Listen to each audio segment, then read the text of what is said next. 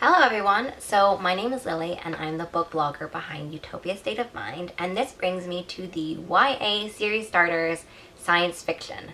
So I did a video already about middle grade and adult series starters and YA fantasy series starters, which would make great holiday gifts or just gifts in general, and I was doing all the videos and realized that my list had just gone on for pages, so I needed to split up the videos between middle grade and adult, fantasy YA series, and also science fiction series.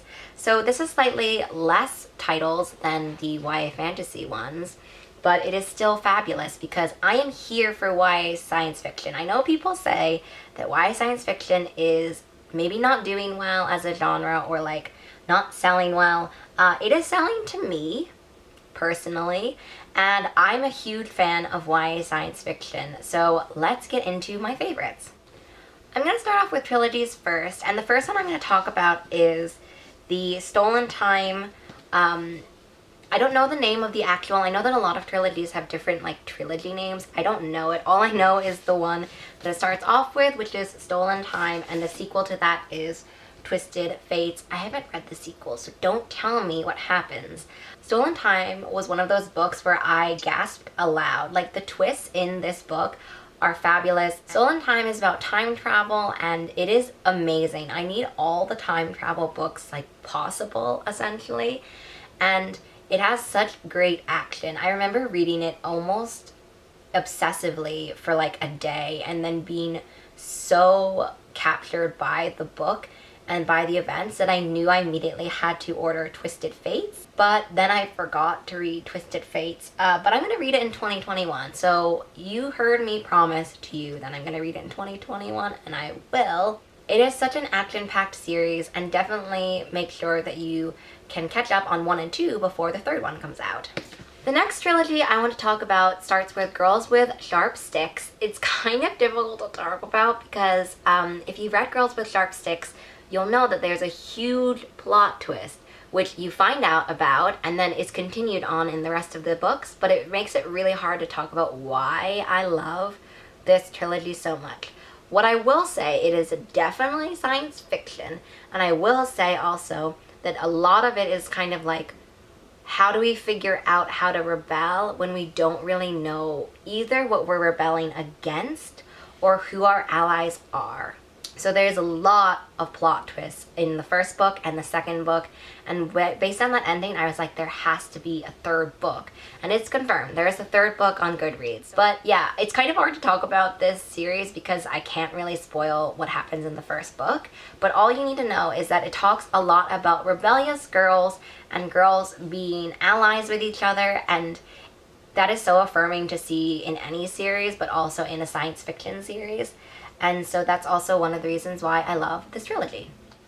The next trilogy I want to talk about is Sky Without Stars and Between Burning Worlds. This is basically a sci-fi Les Mis. If you're interested in sci-fi and Les Mis, that should be enough for you. But it is co-authored between 2 authors. But it is a series full of action and full of a lot of intrigue. And if you are a fan of Les Mis, you'll know that there's a lot of drama. And this one just amps it up. There's like drama after drama and betrayal and manipulation and like false truths and real truths that you didn't want to believe were true. And also what I loved about the sequel is that in the beginning of the sequel, it has a list of all the things that happened for each character in the first book. And I would like to make that a thing because it was extremely helpful going into the sequel, and I hope that they have that for going into the third book because I'm gonna need it.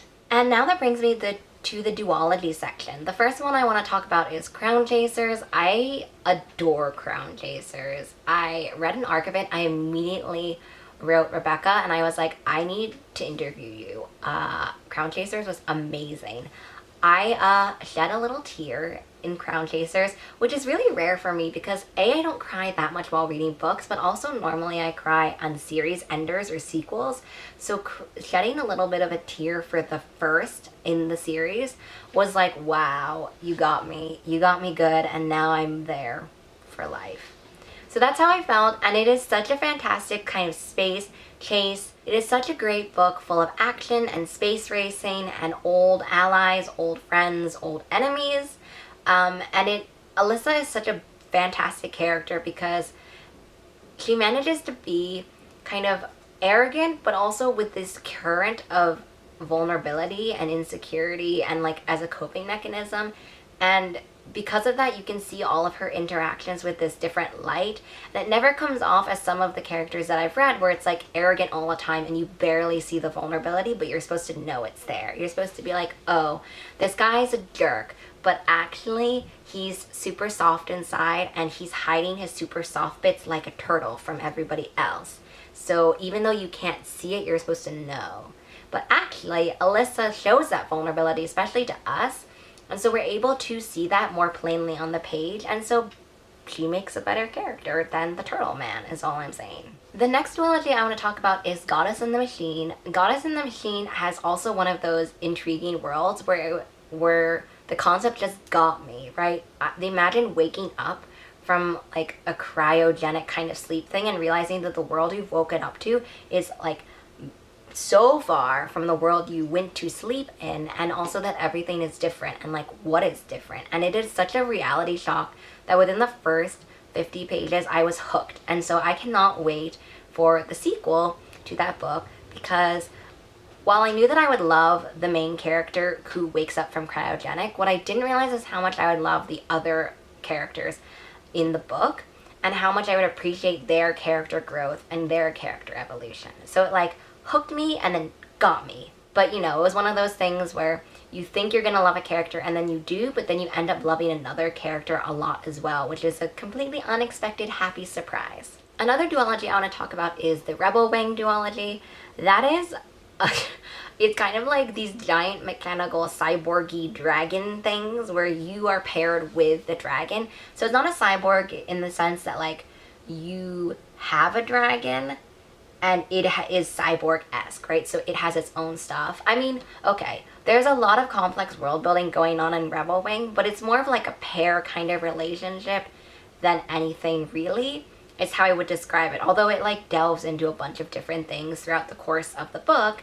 But it is so great, and it's one of those things where I heard about the concept and immediately wanted to read it, and I was so thrilled, and reading it just made me so happy because I'm so starved for YA science fiction at this point, and this one just blew everything I thought would happen for the kind of prompt for, you know, cybernetic dragons, and it just blew it out of the water. And what I loved also was how complex each of the characters and how much secrets they're hiding. Like even the smallest side characters, or even side characters in general. I specifically love the main character's relationship with her mother in this book, and all the secrets everyone is hiding is just like, whoa.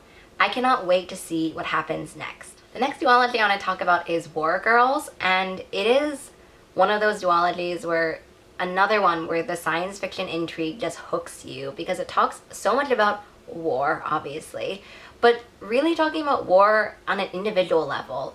I think a lot of times we're thinking about war as overall kind of what is happening in the grand scheme of the world, but this is so much focused on the individuals and on their individual choices and how that affects them.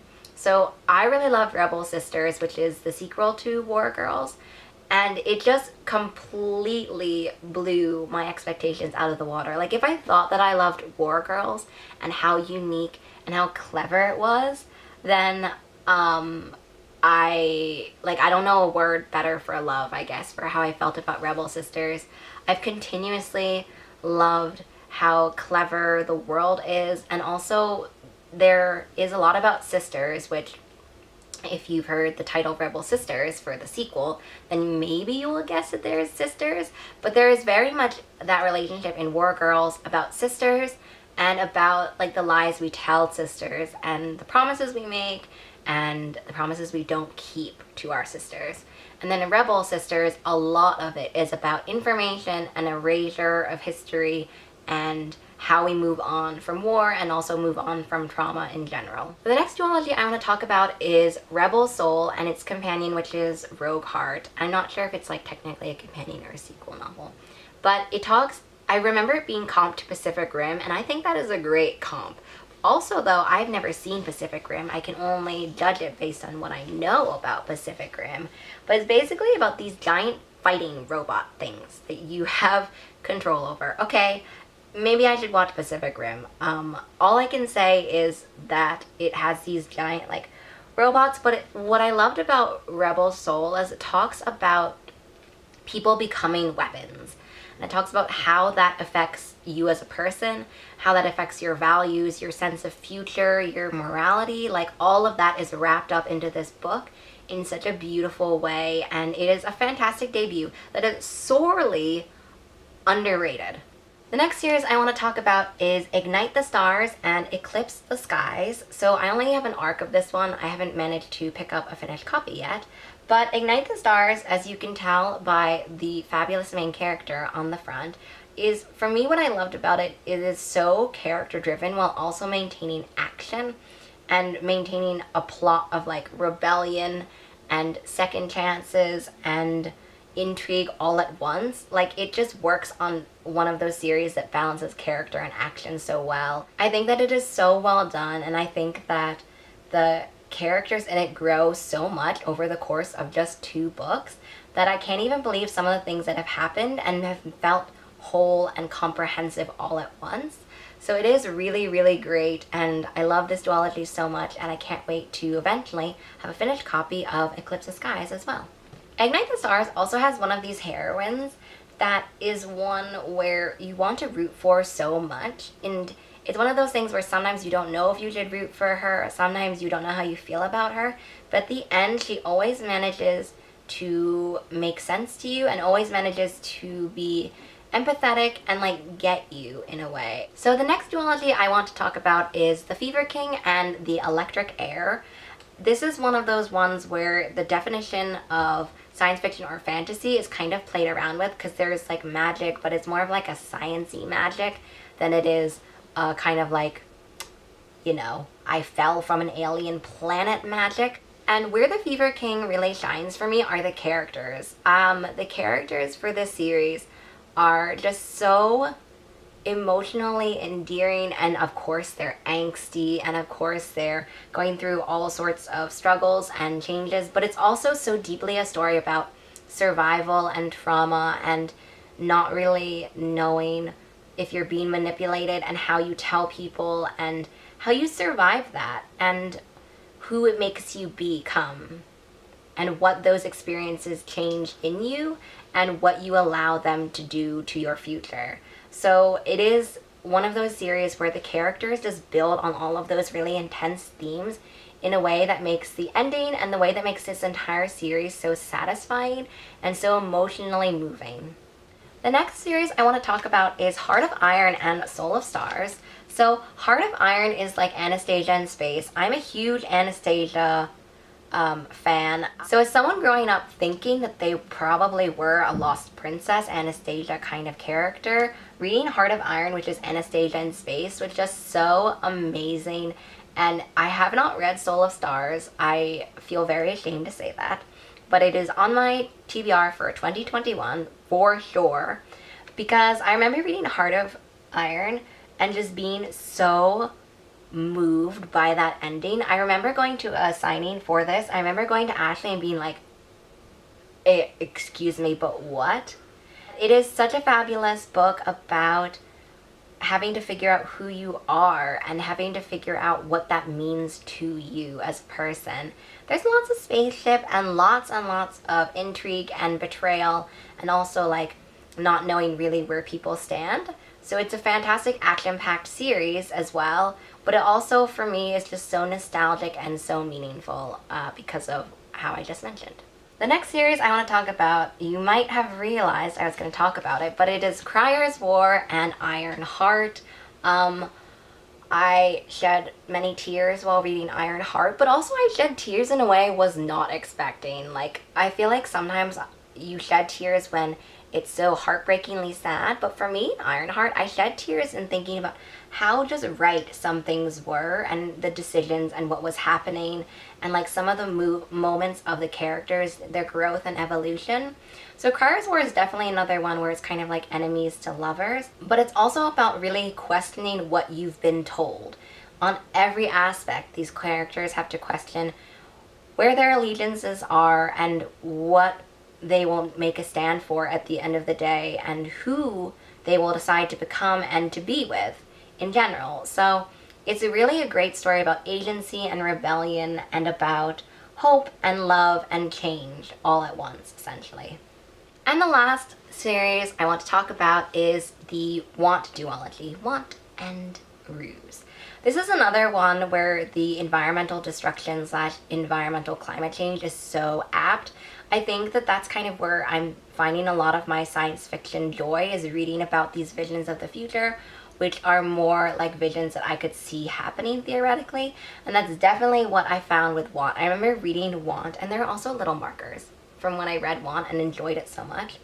But I remember reading Want and being like, this seems so tangible and so real to me, and in such a way that didn't make me feel entirely hopeless, because the characters in it are so resilient and so passionate. And the combination of world building and characters really got me in Want and Ruse, because they just feel so hopeful in a world which feels so wrecked, but also like so closely linked to ours. I'm kind of struggling to figure out how I can really describe that, but that's the feeling I got. And even though this one probably, compared to all of them, is the one that feels the most close to our life and our society, it also has this balance of hope and love and friendship that really gives this duology a series of highs and lows, and really makes your emotions balance out and also feel satisfying in the balance between them.